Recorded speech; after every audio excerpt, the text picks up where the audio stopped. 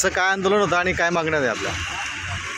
आज जिल्हाधिकारी कार्यालयासमोर लोकशाहीवादी पुरोगामी विचाराच्या नागरिकांनी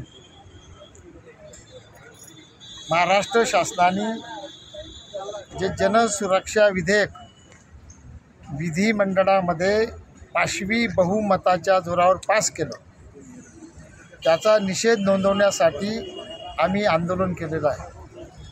आमचं म्हणणं असं आहे, महाराष्ट्र सरकारमध्ये आणि केंद्र सरकारमध्ये नक्षलवाद संपवणारे, दहशतवाद संपवणारे, आतंकवादावर कारवाई करणारे अनेक कायदे आहेत. असं सर्व कायदे उपलब्ध असतानासुद्धा जनसुरक्षा विधेयक कायद्याची गरज काय? त्या कायद्याची गरज नसतानासुद्धा महाराष्ट्राचे मुख्यमंत्री देवेंद्र फडणवीस यांनी ते विधेयक पास करून घेतलं.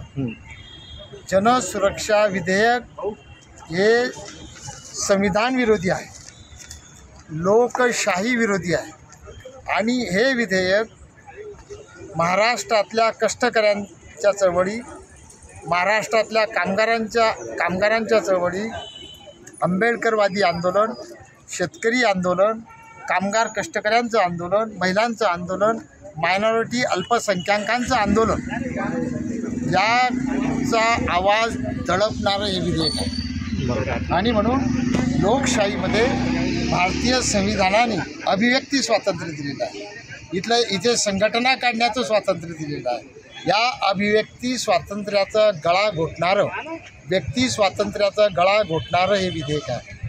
लोकांचं अधिकार आणि हक्क नाकारणारं हे विधेयक आहे. आणि म्हणून हे विधेयक तातडीने महाराष्ट्र शासनाने मागे घ्यावं या प्रमुख मागणीसाठी आम्ही आज हे आंदोलन केलं. सरांचे